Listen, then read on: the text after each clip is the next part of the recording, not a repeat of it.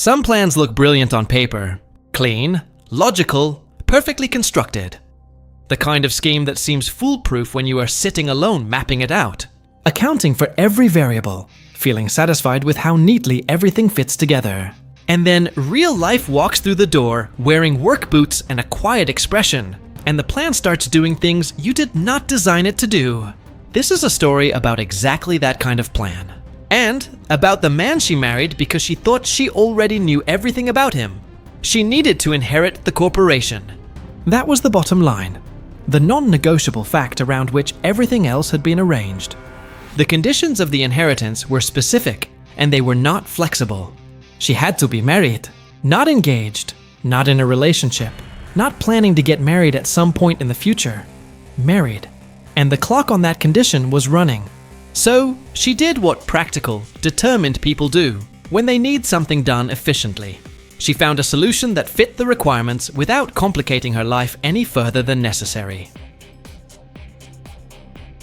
He was, by every visible indication, exactly what he appeared to be. A simple man, ordinary in the most complete sense of the word. The kind of person who moves through the world without drawing attention.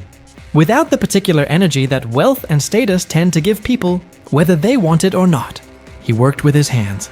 He dressed without any apparent concern for impression. He spoke plainly and lived simply, and nothing about him suggested that there was a single layer beneath the surface worth investigating. He was, in the calculation she had made, the perfect temporary solution. Someone she could marry on paper, satisfy the inheritance conditions, and eventually part from without any of the complications that come with marrying someone who has their own power and their own agenda. She was very sure about this. That certainty was the first mistake, because from the very beginning, small things did not quite add up, not in dramatic, obvious ways. Nothing that announced itself as a clue or demanded to be examined.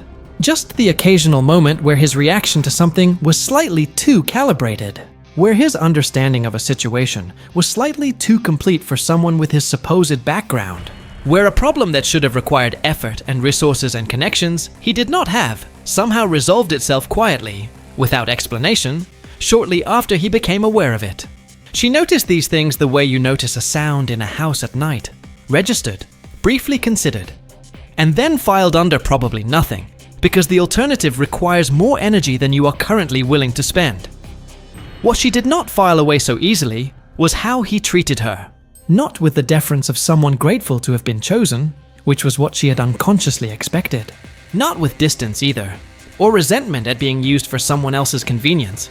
He treated her with a steadiness that she had not encountered before. A consistent, unperformative care that did not seem to require anything from her in return. When she needed protecting, he was there before she had finished realizing she needed it. When people around her made moves designed to undermine her position, those moves stopped working in ways she could not entirely account for. He was not loud about any of it. He never asked for credit or acknowledgement. He simply made things safer for her, quietly and continuously, as though that were the most natural thing in the world. And that was the thing that started making the careful distance she had maintained genuinely difficult to sustain. The truth, when it finally surfaced, did not arrive as a single revelation, but as the gradual collapse of a carefully maintained cover. The family name, the resources that had always been invisibly present, the network of people who deferred to him in ways that had nothing to do with friendliness and everything to do with hierarchy.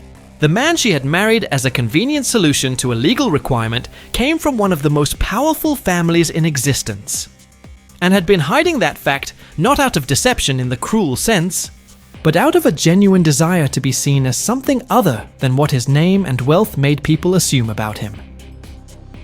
He had been thrown away by someone who thought they understood exactly what he was worth. He had let her believe the version of him that was easiest to dismiss, and in doing so, he had given her something nobody with his background ever gets: the experience of being chosen by someone who thought they were choosing nothing. The liar she had married to use turned out to be the one person who had never once lied about what mattered.